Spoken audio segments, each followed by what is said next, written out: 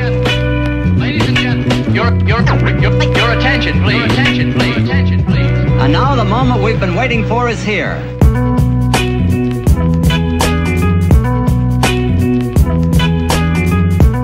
Bianca, welcome to the podcast. Hello! Are you nervous? I'm chill now. You chill, you chill? Yeah, I think the nerves The nerves have calmed down a little bit. But wait till you hear me stutter. Literally. Literally. Fair enough. Well, thank you for coming on. I've been like harassing you for the last few weeks to come on, so I appreciate it. I've been in the DMs going, when are you coming on? When are you coming on? Yeah, and when I came around, I'm like, I have FOMO. I know. So me and Alexi had done the podcast, and then when you were sitting there, you're like, Dan, I've got FOMO. I kind of want to do it. I was like, hell yeah, we're in. So yeah, so thank you for coming on. So I've had a bunch of lads onto the podcast at the moment. You are my first ever female guest. Oh, I love it. Big moment. Oh Big God, moment. Big. that's exciting. Yeah, it's exciting. So Yeah. I wanted to speak to you. I know you're obviously a coach in the fitness industry. You've been in the industry now for how, 5, 10? 7, 8? Oh, I'm not too sure, but I've been doing it since I was like 15. You're what? You're 36 now, so that's a good. Whoa. That's a good 21 years. It's a good amount of time. No, so you've been doing. Wait, I'm not 36. I was like, hang on a second. I'm like, what's going on? So you've been in this for probably what, a good 10, 11 years now, probably. Yeah, I'm a fossil. Yeah. definitely. You've been around. You've been around. Yeah. You've been around. And then, so I met you at. Well, technically, I think we briefly met at the Luke Tulloch seminar at Strength Culture, right? Yes. Yeah. And then we kind of briefly then saw each other again at the James Smith seminar. Yes. Yeah. And then you and Alexi started dating, and now you're in the circle of trust. How crazy. I know, it's a small world. It's like, I always say to Alexi, like, when you first meet someone, you never, like, looking back, I would never thought that we'd be doing this. Yeah, it's cool, man. It's cool. But you were at the time, so you weren't living in Melbourne at the time, were you? You were out in Wook, weren't you? Yeah, correct, yeah. Where were you based? In Maui, so it's a small town. And where is that? So like Gippsland, Yeah. where Traralgon is. Yeah, okay, so are we looking, so if you look at Melbourne on a map, are we going like south? Is that south? Please don't ask me this, I'm not. That's where you're from, what do you mean? Ask me this, I think it's south, down, yeah. I think it is, I think it's south. Yeah, Okay. yeah. Fair enough. And then how long ago did you move to Melbourne then? Literally like a year ago, then I moved back home for a bit because I couldn't find a place. It's hard, man. It's really hard. It's hard. Yeah, so, and then I came back to Melbourne around April, March. Nice. How are you finding it so far? Good. Is it weird moving from a small town to then a big metropolitan city? Is there a big like culture shock? The traffic was definitely something for me to like get used to. The traffic is so scary in Melbourne. Because in Maui, it's just like two roads, like, you know. Yeah. Does everyone know each other? Like you're driving past people like waving at each other? Is it that small? I mean, everyone knows each other, but it's not like always waving. Okay. But it's just like, I know that person through that person. Yeah, got it. But yeah. Okay, so you've been here now, so since March-ish, full time pretty much. Yeah. Fair enough. And you found a place? Yes, yeah. Fuck me, when I moved here in 2022. And I had a similar thing, is that when we moved here, so I came over from the UK, there was like a rental crisis because everyone had left the city for COVID. And then when I came back in, there was an influx of people back into the city. So I think there was like 1 million people over a 3-month period moving back in. So I would go for an apartment viewing and there'd be a line of 30 people outside. And I was like, I was like, we're never gonna find a place. Yeah. I was like, we're literally never gonna find a place. So I was in a hostel for like 8-9 weeks. Horrendous. Horrific. Yeah, I remember actually listening to you say that to Alexi on your podcast, and yeah, I actually moved, no shit, I reckon I've moved like 5 times within the time that I've been from like last year. So like, I moved to Melbourne, then moved back home, then moved to a friend's house, and then moved to Melbourne, and then moved to Alexi's house. We're just bouncing around. Yeah, no, literally. That's hilarious. Like couch surfing, so It's stressful, right? Yeah, I'm finally in like a good place. Thank God. Fair enough. So where are you? Richmond? Port Melbourne now. Oh, nice, Yeah. near the water. Yes. Very nice. Fair enough. How long did it take you to get here?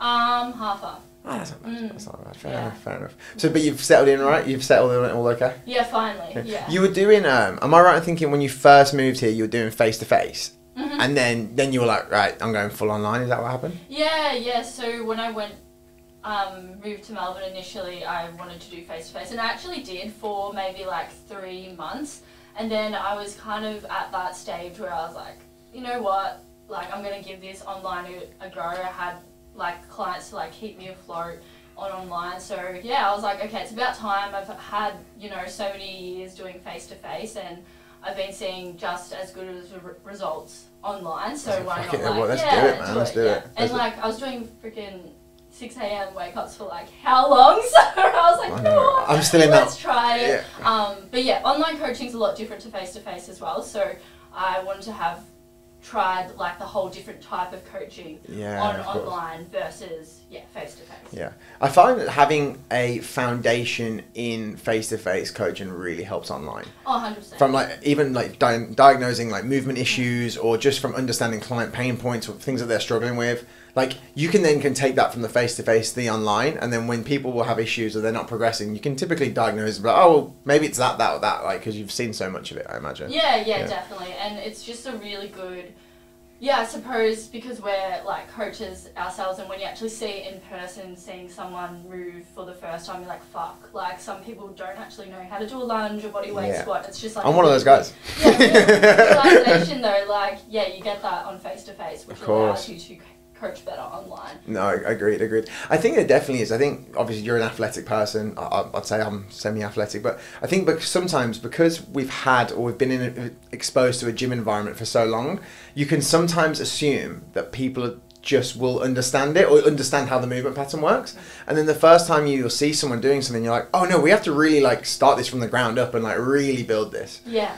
I honestly, that's what happened when I had like moved to Melbourne. So I had all my clients, and they were pretty much the same clients that I had for maybe like 2 years, and I didn't bring on like any new ones for a while. And then I moved to Melbourne. I was like, fuck, okay, I need to rebuild, you know, face to face. And it was a lot of like on the ground up. And I was like, holy shit, I've kind of forgotten what it's actually like. 100%. Would you say that a lot of the people that you work with online, they are a little bit maybe more advanced? Would you have a real beginner start with you, or does typically people come in and they have already been exposed to like different training? They kind of know how to squat, they know how to deadlift. They already know those kind of things, or? Yeah.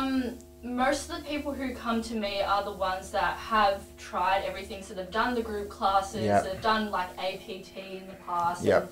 And, it's not the first time they've moved, but I've definitely got some online beginners. So okay. And how do you go about working with them if they are real beginners? Do you focus it more from like a nutrition standpoint, or are they sending you form reviews for how to do their exercises? Yeah, so the first like initial weeks will just be a bit more just seeing how they're going, like assessing what they're moving like, and then doing the programming from there. And then in terms of nutrition, it's just literally seeing where they're currently at habitually and then going from there. That's smart. Do you always basically set like a map of where the goals are? Because I always say the best thing I can do is understand what your actual end goal is. So I always say to someone when they first start with me, I was like, what is your dream vacation here? Like in the 6 month, the 12 month, what is the dream outcome here? Let's set our sights towards that, and then we're going to incrementally work towards that. And then once you know what the North Star is, where we're working towards, well, then you can start putting the pieces of the pie together to kind of make it work. That's kind of how I do it. Is that similar to yourself? Yeah, I definitely call it like a roadmap. Yeah. So pretty much like goals set from like 3 to 6 months, and then also like what's your ideal self look like. So I'll ask like clients like what's Dan 2.0? What are you looking for? Where do I start? All right. No, I like that. So what's Dan? So you basically say like, what is the kind of what's the dream kind of version? What's the 2.0 version? Fair enough. Yeah. And with your clients, what does that tend to look like? Does it tend to be more body composition based? Is it more performance outcome based? Like, what do you typically see with a lot of your clients? When that question's like asked of your ideal self, it's actually more intrinsic motivators. So it's like, I want to be, confident. I like that. And that's actually why I asked that question, because we both know that like there's only a point where aesthetics can only get like the wheels turning, and it's like, okay, we need to leverage, what's your why? Why is this important to you? Yes. So that's why, having like that intrinsic motivator is just so important. That's bloody brilliant, that is. So, because I imagine a lot of people, and I know this with myself, like a lot of people will come in and go, I want to lose weight, or I want to have a six pack, or whatever the aesthetic based goal is. Like, everyone has an aesthetic based goal, but you are right. There's probably like a shallowness to that. Is it like that will only get you so far? Like, because once you achieve it, like you've climbed your Everest there. So we need to like know, why are we doing this, and like what is the kind of reason and the motivation behind why we're doing everything, I imagine. Yeah, 100%. And it's like that thing too. It's like, okay, you get your goal, then what? It's like, okay, we don't have like a deeper reason behind it, and that's sometimes why people just stop right there. Yeah, of course. But yeah, 100%. Have that why, so you can always keep your wheels turning. Nice. And would you say that the majority of your clients typically are female? Yeah, all female. Yeah. I would imagine as a woman you would understand about menstrual cycle and all that kind of stuff. So you're much better able, I would imagine, to communicate those problems to that person. Yeah. I mean, I've coached like loads and loads of women, but like there's definitely times when I catch myself talking about the menstrual cycle where I'm like, what am I talking about? You know what I mean? Like, honestly, I started learning menstrual cycle from James Smith. So, okay, I mean, yes and no, but I just think it should be taken into consideration, like how you communicate, like not even just to females, just in people in general. Yeah.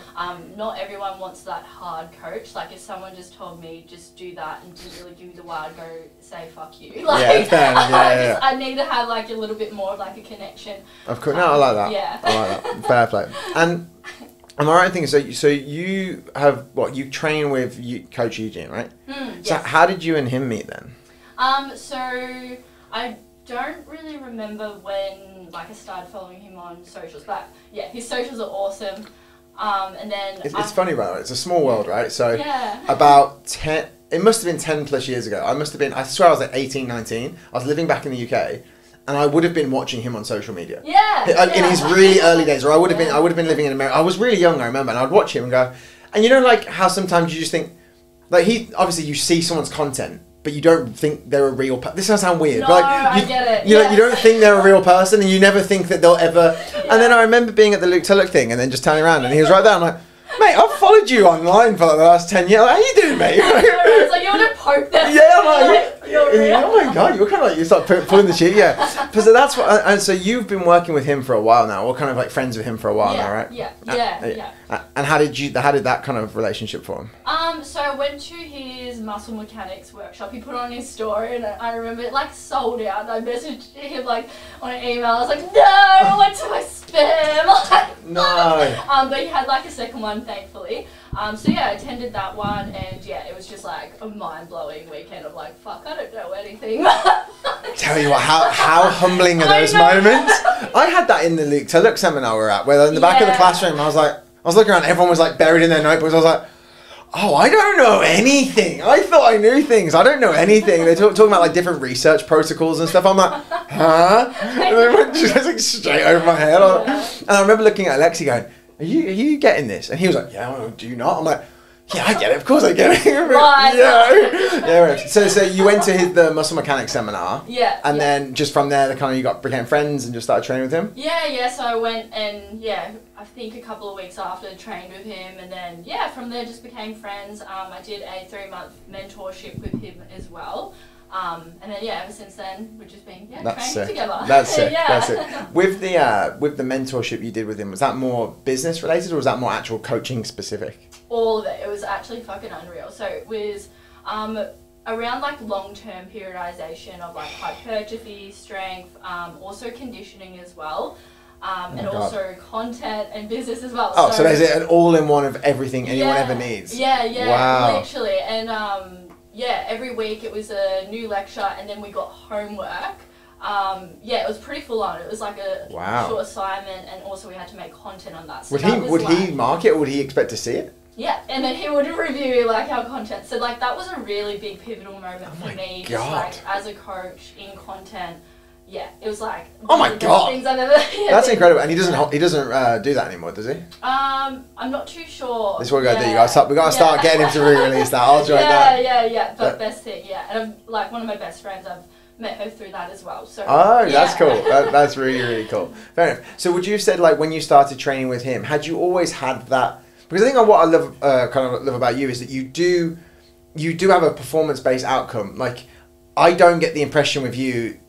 Like you're like all about the aesthetic. You're more about like, I'm going to squat heavy, I'm going to deadlift heavy, I'm going to have a performance-based goal, and then the aesthetic's going to follow. That's how it kind of appears to me, and that's what I really respect about it. It's like, you did a video a few weeks ago when you were holding 180 kg on your back. I was like, holy shit, that's impressive. I couldn't do that. I was like, that's fucking impressive.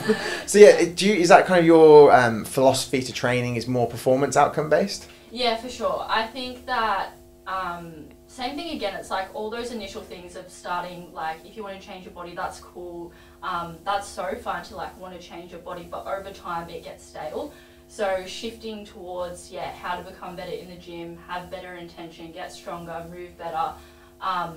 Like let's say if I wanted to go back into a deficit and be more hypertrophy, that is the focus. But let's say if you want to go into maintenance or in like a surplus, it's slow. It's so slow. So focusing on something that can really drive you and like push that needle forward is definitely the way I like to train. And I guess you are right. Like with the hypertrophy phase of training, or hypertrophy. I don't know. I'm losing it either way. I guess you are right. It's like if your long-term goal is just to put on muscle mass, that is a very slow process. Yeah. But you can add each week onto a squat, a deadlift. You can do the little biscuit plates. You can add a rep here and there. So you'll actually see progression much quicker from a strength perspective, necessarily than a muscle-based perspective. Because I know as a guy who's if you want to get big, it's an exhausting endeavor that is so incremental. Yeah. Like you'll absolutely kill yourself, and by the end of the year, you're like, I look a little bit better. It's so sad. But I really like that. And when I trained at Strength Culture, I loved their kind of philosophy around training. It was like, right, can you run? Can you deadlift? Can you squat? Can you bend? And I'm a bit like, I fancy a bit of that. That's a bit of me, that is. And then by doing that performance-based outcome goals of training, you still get the aesthetic anyway. You're still going to look great. You still feel healthier. And then if you can monitor your diet on the side of that, then you're going to be flying. Well, that's it, yeah. And it shifts gears away from looks. It's like, okay, it's only you and the weight. It's only you getting better each week. And if you don't get like put on weight that week, it's like, okay, but you moved better, and over time that thing like compounds over time. You eventually get a PB. You're like, oh fuck. So the reason why I rock up here is literally to get better. But it's so like cutthroat as well, which I love about like strength and performance. It's like, well, you don't get better if you don't show up. That's just what happens. So having that like goal of, okay, this week try and get like an extra rep on your exercises, or like try and get a bit like add weight on a specific exercise. Like it just adds intention to your training sessions. I really like that word that you say there, intention, is because like I think anybody can go into the gym and you just exercise. Yes, yeah. But intention is, all right, are we tracking our lifts? Are we tracking the numbers? Are we tracking the performance-based metric? Are we tracking our RP or RIR, wherever that is? And I think having that intention of going, right, I hit 10 reps on this last week. Either the weight needs to go up or the reps need to go up. And you've got that battle with a former version of yourself, and you're always kind of seeking improvement. It's a really, really good goal. Yeah, 100%. Yeah, it's just, and that's the thing too, when people say like they get bored of their training, I'm like, are you setting intentions? Because there's nothing more like motivating than just wanting to beat yourself. Do you ever struggle with people who don't love training? Because that's something, there's definitely a motivating factor here where like, sometimes people just don't inherently love I love training. Yeah. Like you wouldn't have like if I wasn't a PT, I'd still be training. You know, and I'd still be training jiu-jitsu. I just love it. It's part of who I am. But do you ever struggle with people who just go, I'm just not in love with the training aspect, but they do it as almost like a tick a box kind of type exercise? Yeah, definitely. I take that into consideration that most people aren't gonna love training as much as me because I'm a coach. But it's more so of like those people. It's like, okay, if there is a risk if you don't exercise, like it's actually something you can't fuck around with, but our role as a coach is trying to make it as enjoyable as possible. Finding ways for them to suit their reality to try and make it enjoyable. I think that's a good point as well, isn't it? Because there's probably like an optimal work week of training. But if the client doesn't enjoy it, then they're not going to do it. So you have to find workarounds to be like, well, you actually really love these exercises. You get these exercises done. You can take these exercises like close to failure, or you can progress in these. Well, then we're going to load a lot of these in because you actually get it done. Opposed to giving you exercises that, maybe have been beneficial, but you fucking hate them. So like, you're just not going to do it. Yeah.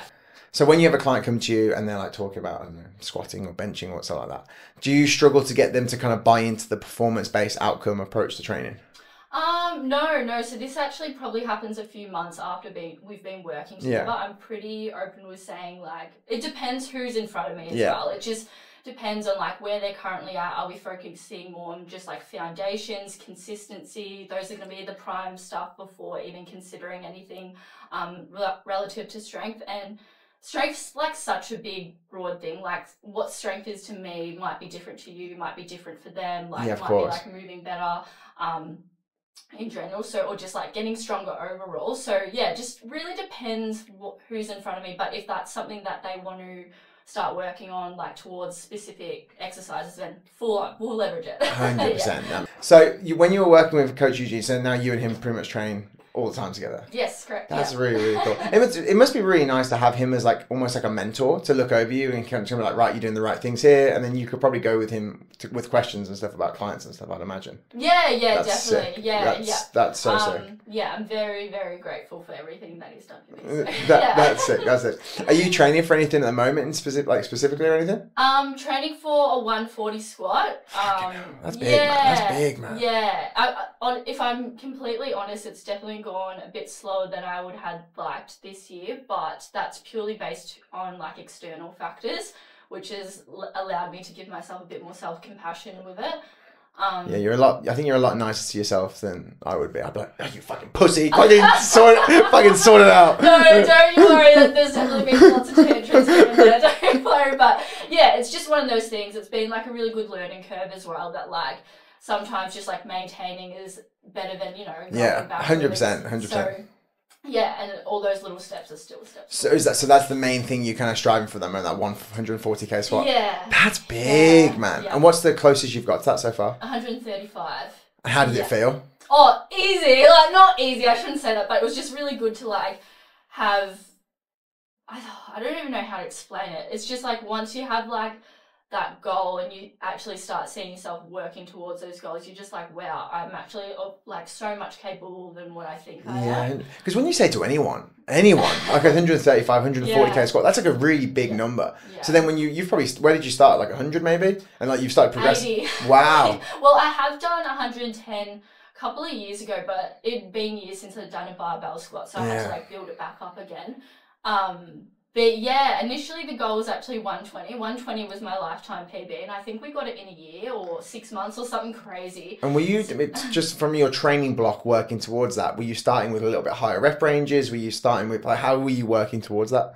Yeah, so we did more sets initially, and then just like still the same like lower rep range. So from memory, I think we did maybe it was like 5 sets of 3, I think it was. Got you. Yeah. So you basically push in high set volume, but with a low rep ranges. Correct, yeah. And then would that have been like 80% of max PB or something like that? Yeah. That makes sense. So I was never really going, RPE like 9 or anything that. Because... But even so, still.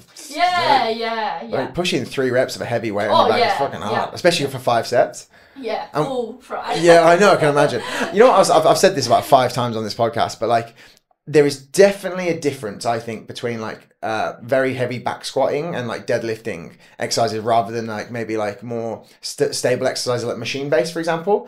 The fatigue you get from a back squat or a deadlift, it is so tiring. Like I feel like I will finish like a squatting session, for example, or a deadlift session, and I'll have to sit down and I'm like, I am fucked. Like I'm absolutely cooked. Whereas like I can finish maybe like, I'll still do like a heavy leg session, but I think if like maybe with higher reps on a more stable exercises on machines or something, yes, it hurts. Yes, like the muscles are burning, but there's not that same level of fatigue where like I'm sitting there like I have nothing. My brain is mush. My brain is mush. Yeah. So you went from you got your lifetime PB after 1 year of working towards that.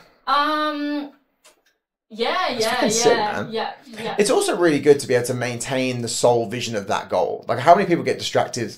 I mean, I'm ADHD as fuck, so I can imagine for me, after about 6 months of training, I'm like, right, I'm bored of this now. Let's go on to something else. Yeah. Did you struggle like keeping that as the kind of end goal, or are you pretty good at keeping like the goal pretty stable? This was literally the first time ever where I've like I was on the same program for like a year, and that was by choice. That was literally by choice, and I used to be that person that was like, same program, alternating programs like every 6 weeks, but I was just progressing so well on this program. That's sick. Yeah, I just kept progressing. I was like, well, I'm not fucking gonna touch what's not broken. Yeah, no, of course. So it's just more so, from a progress standpoint, I'm like, that's it's unreal. Good, it's fine. That's absolutely unreal. Yeah.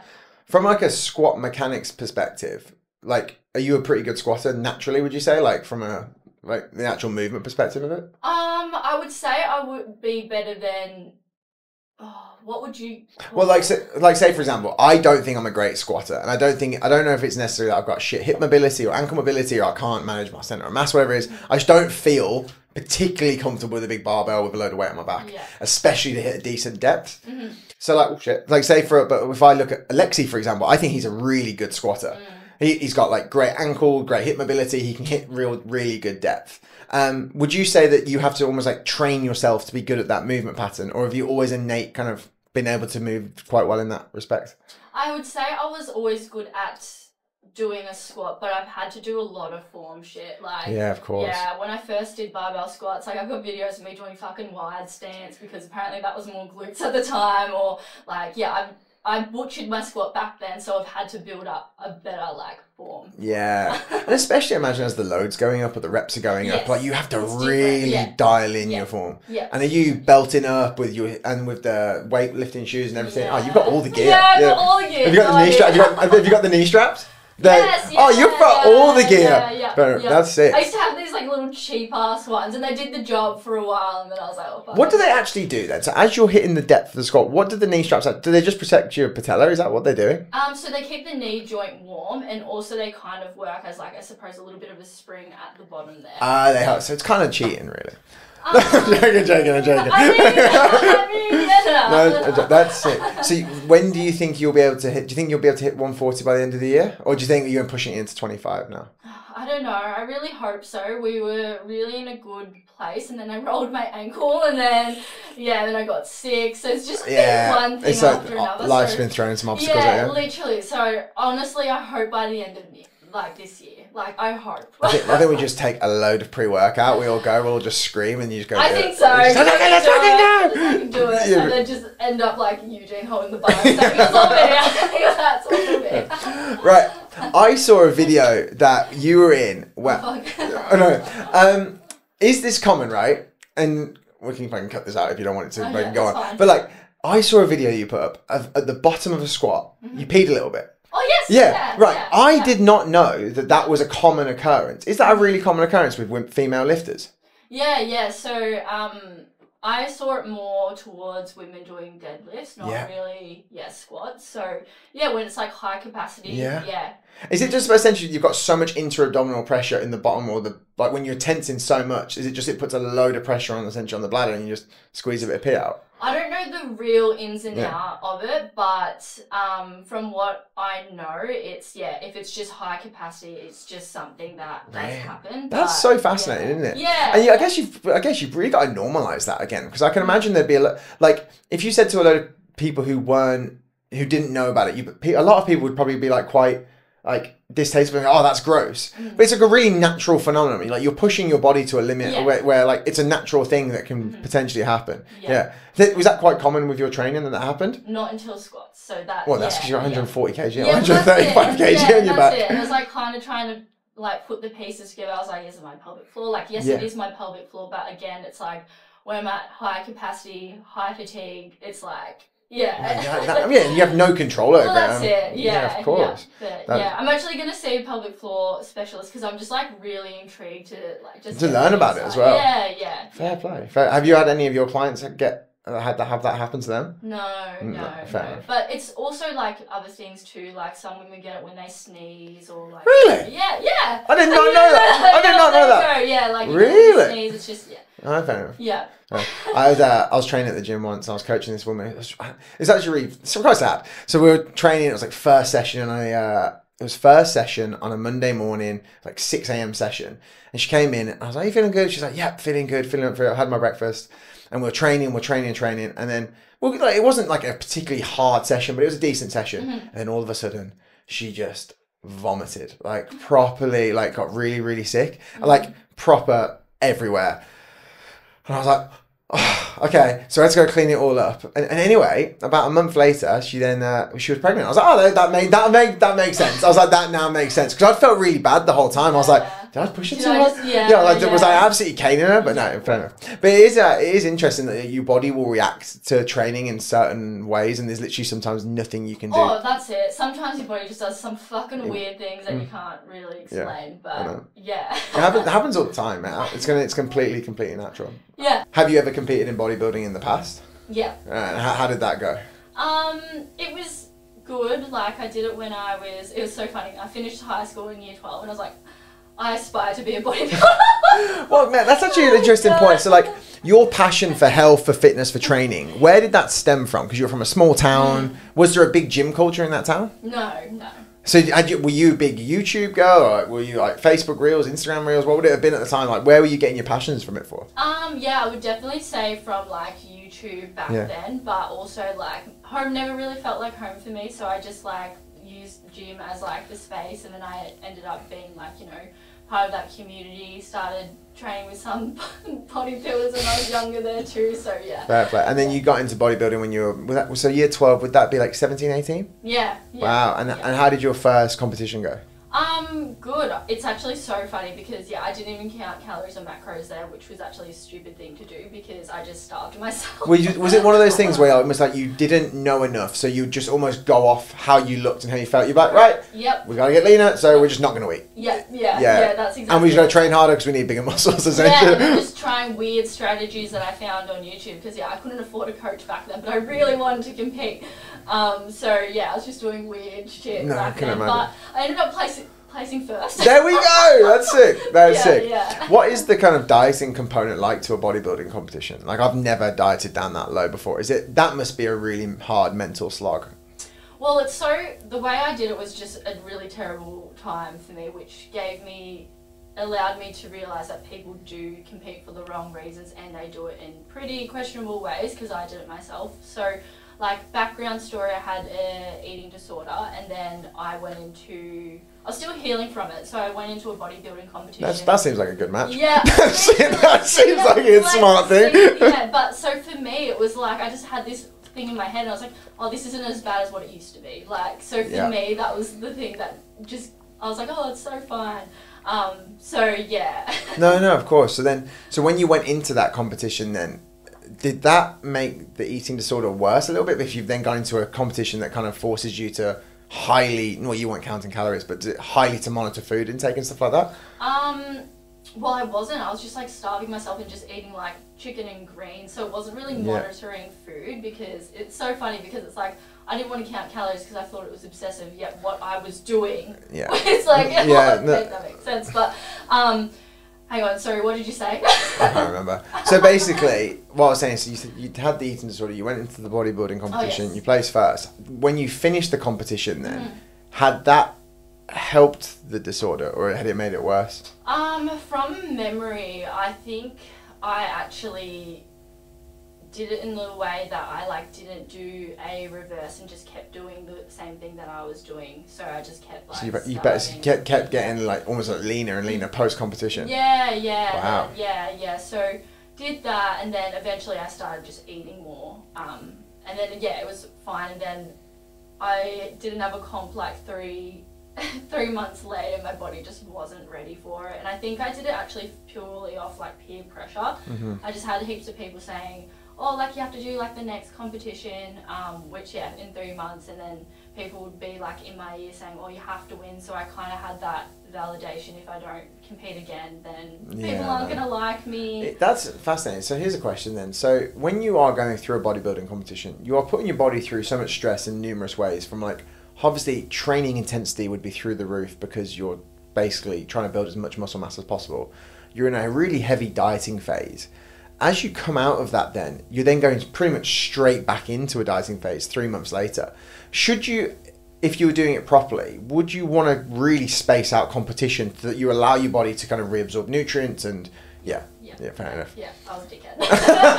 No, it's actually really fascinating because I imagine that's a very common thing, right? Is people get that thing, you're on stage, you look great, you're probably getting all the validation from outside, and then they go, right, next competition. And you're like, right, fuck it, let's go straight back into it. But in a perfect world, you probably do want to almost like go into a bit of like a rebuild phase. Of course. And some people as well just tie their body towards like their show day and don't realise like it's not realistic to be that lean all year round.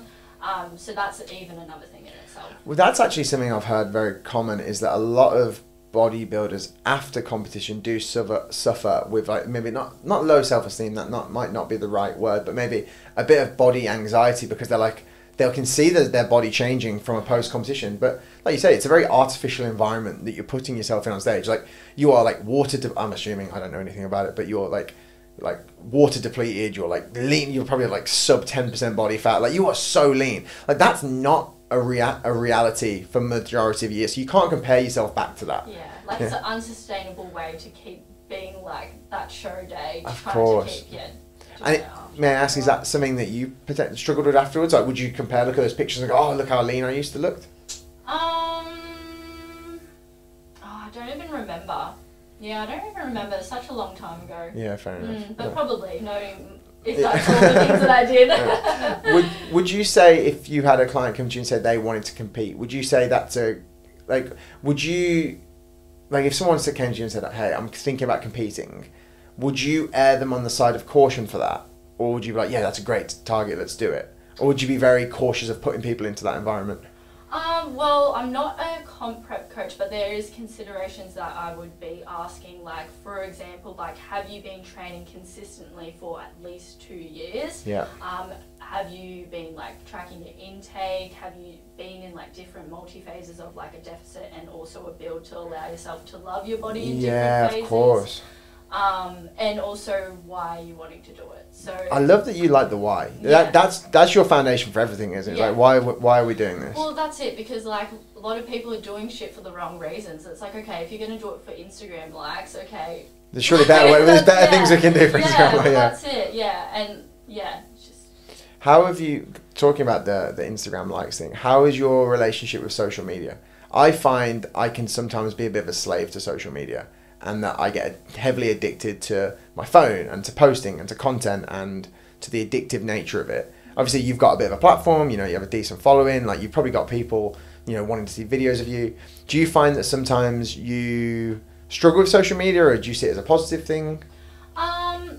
I'm human, so definitely do a death scroll here and there, but in saying that, I think it really brings like a lot of purpose to like what we do, who we connect with as well. Like I wouldn't have gotten to where I am today without meeting people on social media. So yeah, I love it. I love it so much. It's almost like a networking tool, isn't it? Yeah, exactly right. Yeah. Well, yeah, like you and I would have essentially met. That's exactly right. I think it just depends on like what lens are you doing it, and are you trying to fill a void? Yeah, of course. I think that's a good point. Is like, again, going back to that why, is kind of like, why are you doing this social media? And I think if your intention for social media is to help people, is to document, is to kind of, in a coaching perspective for yourself, is to like educate, that's a really positive thing you're putting out there. If alternatively you're doing it for validation, well, that's then you've now become a slave to the algorithm in a weird way, and that you'll be kind of like, if you don't get the right amount of likes on a post, then that's sometimes tough. I think is that if you are doing it for the wrong reasons, then you're setting yourself up for failure, aren't you? Yeah. I don't know. Some of your long-term goals over the next few years, is your goal just to keep building the big coaching business? Is that the kind of end goal? Yeah, definitely. I'd like to do some online workshops, like face-to-face workshops down the line. That's sick. Yeah, that's always something I've wanted to do. I'll come. I'll be there. I'll be fangirling in the back. You're the person that comes up. Over there with the big, it's a really big American, like the big fingers, the big foam fingers. So I'll be a big fan. Please. Yeah, that's it. So what kind of stuff would you want to educate on? I'm not too sure yet. I haven't thought that far ahead, because I just want to build up like online again. Of course. Yeah. I was speaking to Jamie Buzz from Strength Culture last week, and he was saying that he's going to start doing like more educational online webinars, and I thought that's a great idea. Yeah. Is that if you can get maybe 30 to 50 people like to come, and then you do a webinar and you basically talk about different components of training. It could be periodization, it could be dieting, it could be from a training block. Like, I would love to do stuff like that. Yeah. But I think I need to be better at what I do first before I do that. But I would love to do that down the line. That's the same as me. It's like that's like an endish like goal. Yeah. Or like a goal. The transition goal. So, but in the immediate, would you just keep building the online coaching? Yeah. Fair enough. That's sick. And then in terms of content at the moment, have you like pushing any specific types of content or anything? I know. I think your content's sick. I'll be honest. Like I think you do look. I have a love-hate relationship with socials where I'm a bit like, right, everyone says you need a hook. Everyone says you need to be really like a really good 3 to 5 seconds, but you don't do any of like the cheesy, corny shit. You just do like, no, I don't think you do. Like you don't do any clickbait stuff. So like with your kind of goals for your social media content, like what have you kind of What have you been doing with that kind of stuff then? So yeah, been quiet on the socials, but yeah, this weekend I'm like just gonna do a huge dump of things. But I just more so look at the lens of like, who am I trying to talk to right now? Yeah. And like, I always just look at the lens of like, what did little B need at the time? That's that. just like always. So as part of your avatar, your need, or your perfect client, are you kind of trying to speak to your old version of yourself? Yeah. I love that. That's so nice. Yeah, and it's something that a lot of people actually go through. They aren't just, I suppose it's just not a comfortable thing to bring up to the surface, so yeah. No, of course. It's like, you know, the problems that you would have faced when you were, let's say, 21, 22, 23, 24, 25, however. So you're like, I can speak to those issues, I've been through those things, and now you can kind of coach and educate on those things. Yeah. That's a really good way of doing it. Yeah. Fair enough. And in that way as well, then, you don't end up, you work with people who are much like yourself then, who have similar goals, similar intentions, and maybe similar mindsets as well. Yeah, they're just like, just stuck in those same things, or, you know, getting caught up on social media because an influencer told her to take this thing, or, yeah, you know, of course. tried everything underneath the sun. And what do you think are some of the most common things with people when they come to work with you, where they say, oh, I've tried that, it didn't work? Are there common themes you see where people say, oh, I tried that diet, or I tried that exercise program and it just didn't work? Yeah, like, I'm sure everyone's tried heaps of different things, but more often than not, the real reason why people still haven't achieved their goals is like, one, a skill, they haven't built up the skill, two, it's a sequence of what they're trying to do, and three, they have a belief, and that's the reason why they haven't got there. Oh, talk to me about that. What do you mean by the belief thing? So, for example, if this was someone that wanted to build muscle, and I was telling them, like, we need to eat more, train harder, and they're scared of getting fat. Okay, so it's kind of diagnosing those limiting beliefs. Or why do you think that you fueling your training more is going to have an inherent negative side effect, when we know that that's going to make you perform better, you'll lift better, you'll build more muscle, X, Y, Z? Yeah, well, that's exactly right. Like, beliefs like that, and yeah, showing people how to do that through evidence is the only way you can break that belief. I was going to say, and do you then come up against a lot of resistance of that? Is when they're like, oh, and a lot of people don't feel very comfortable, like, oh, I'm not used to eating this much. Yeah, they might have been on like heavily restrictive diets and stuff. Yeah, that's tough. But that's the thing though, it's like, you know, like, growth comes outside of your comfort zone. Of course. Yeah. So then, like, when you're coaching those kind of people, they must have really trust you, and you must have to really create like a really safe space for them to kind of really dip their toe into that water, I imagine. Because like you say, like, growth comes from your comfort zone, or getting out of your comfort zone. For a lot of those people, the idea of eating more will be like terrifying, I imagine. That's hard, and that's also hard from a coaching perspective, right? Yeah. It's kind of like, well, guys, like, your end goal is you want to, I don't know, look better or perform better or have a better squat, whatever that may be. But the way for our roadmap to get there is going to involve crossing this bridge. And if they're terrified of crossing that bridge, that's a hard skill from a coaching perspective. Yeah. I think just communicating that the only way to, like, break that belief is just leaning into it. The only way to heal yourself, if you've always been someone that's restrict yourself, is just by doing the thing. And then over time, things click. Things just click, and you're like, oh wait, I didn't get fat for eating. Yeah, I'm feeling good in the gym. It just takes time. And it's almost like they then start getting more and more confidence with the more success they get. They're like, oh, hold on, I'm now feeling better, I'm sleeping better, I'm performing better. The scale weight hasn't really gone up, I'm not getting I'm not putting on body fat. And with more success and more wins like that, you get more buy-in, and they're like, all right. Yeah, that's exactly right. It's like doing the shit actually helps you disprove those self-doubts, and then you doing it through evidence builds confidence. I like that. May I ask a question? Why do you think with women specifically, they struggle with those specific beliefs about food and stuff? Good question. I think just purely because we've always been, you know, told to eat less, you know, and still even from this day, like, there's that, you know, Pilates body trend going on, like shrinking yourself. It's always been like that for numerous of generations. So when someone tells them, like, you know, you can eat more, like, not even from a fuel sense, but just from like a hormone sense of actually feeling better, if it's the first time you heard of it, you're going to be like, what the fuck? So, no, of course. Yeah. So do you think it's one of those things as you grow up as a teenager, as a young woman, you just think those kind of outward pressures are put on you as a woman to maybe don't eat too much, you don't want to be bigger, you don't want to be muscly, you don't want to, it's almost like, I think it's almost like society especially growing up, was almost like women need to be fit into a certain box in a certain category. And then that then gives people a lot of probably negative relationships with food or with training or whatever that may be. Yeah. So then as you as a coach, it's then your job to come in and go, right, no, actually we can do this differently.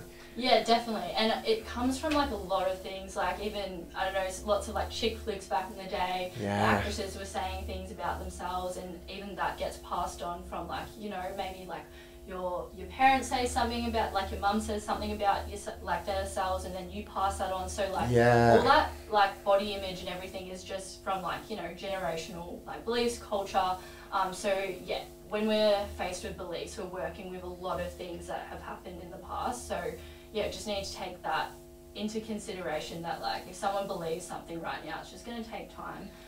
And even when I was a teenager, no one was like lifting weights or anything. They were all doing like the group classes, which it's just changed so much now. So even just seeing women in the gym is crazy now. I was about to say, do you think like on a macro level with societal culture, do you think that culture is changing? Do you think people are now, because I see it, you see women lifting and squatting and deadlifting and like, when I was a teenager, seeing a woman wear a pair of lifting shoes, that would never have happened. Yeah, no, like that would never, not. that would not have even been a thing. And the other day I walked in, there was a bunch of girls and they were in lifting shoes, and I was like, oh shit, people like are actually training for performance outcomes now. Yeah, literally, and that's why I like started loving like strength and hypertrophy, because I was like, I'm gonna do something that I've never done before. No other girls do it in my gym. I'm not gonna do like the group classes or anything like that. And I'm like, oh, this is so much better. Yeah, of course. And I think it's quite refreshing to see on a macro level that it is starting to change and the culture is starting to change.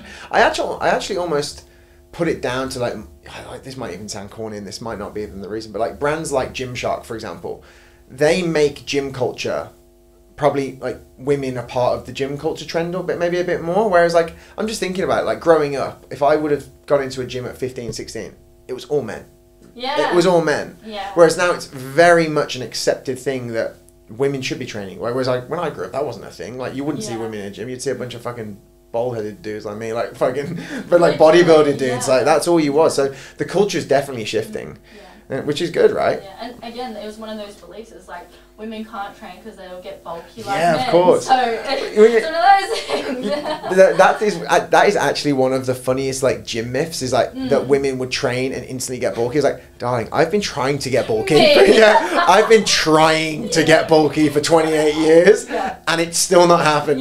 You doing some kind of strength, it's, trust me, you're not gonna. Literally. I literally say like this analogy all the time. Like, if you think that like lifting weights will make you bulky and turn to a man, it's like you literally going in a car and saying you're going to be an F1 driver. It's literally no, literally it's like it's really not that easy. I wish it was. Fair enough. And were there specific people when you were growing up, like from like female coaches or influencers or creators who you really looked up to when you were kind of like coming through? Definitely changed now, but yeah, I would say at the time it was very like Gymshark. I don't know if you were watching like YouTube at the time where it was like Christian Guzman, Blackheader, like they were like all my... Are they Aussie or are they American? American. Yeah, okay. Yeah. Fair enough. Yeah, okay, I know those guys, Yeah, so I was mostly like watching them. Chrissy Sellers really good. She she's the UK based one, right? She owns the clothing brand Tala? Oh no, Honor Active. Oh, that's the one. Yeah, that's the one, right? Yeah, fair enough. Yeah, I grew up watching them. That's cool. That's really, really cool. Yeah, fair enough. It is interesting, isn't it, that like we all have inspirational figures that we look up to. Especially like, I know for me that I'll have like 5 or 6 people that I've like looked up to and I'll go and see them and stuff like that. And it's quite refreshing, I think, because they really help. Well, firstly, from a networking standpoint, is like you meet people that also like them, and then you kind of have a shared interest. But also, like you can learn so much off them. Those kind of people, I think. Yeah, definitely. What is there anything that's at the moment in the fitness that you're really fascinated by?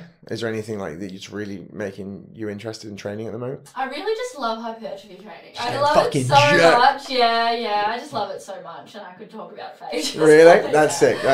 What's your favourite body part to train? My favourite body part to train is back. You like training back? A lot of pull. What's your favourite exercise? Literally it would have to be, so like I have to have like a specific machine as well. There's one specific machine that you love working. What is it? The Prime Row.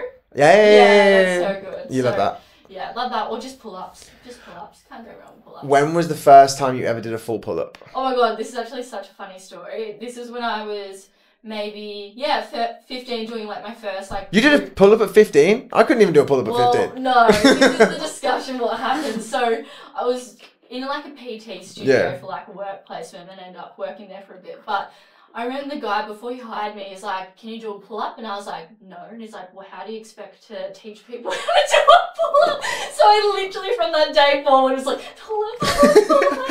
And like, the form was probably tragic, but I tried doing pull-ups like That's sick. And would you start like band assisted or in the assisted machine and then just keep working from there? Oh, I don't remember, but I think it was literally like the jump up ones and then... Yeah, jump up and then lower yourself on the eccentric. Yeah. Pull-ups are hard, man.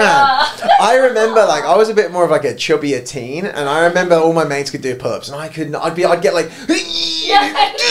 it just wasn't happening. No. Pull-ups are hard. I remember doing like my first like set of pull-ups when I was like 18, 19. I was so proud of myself. I was buzzing. Yeah. And it's one of those things that the more you practice them, the better. Obviously, the better you get. Literally, so I got to a point when I was in my early 20s, I could just rip out wide grip. I was like, I'm a boss, man. It was sick. Yeah. But pull-ups are hard. So prime row is your favorite exercise, and then pull-ups as well. Yeah. Can you do them weighted?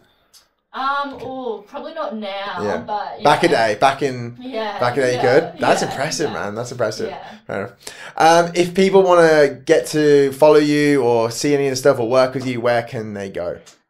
Just my Instagram, Bianca Lupton. Bianca Lupton, easy work. Right, Bianca, thank you for coming on. Lovely having you. This is sick. No worries, Susan. Right, awesome.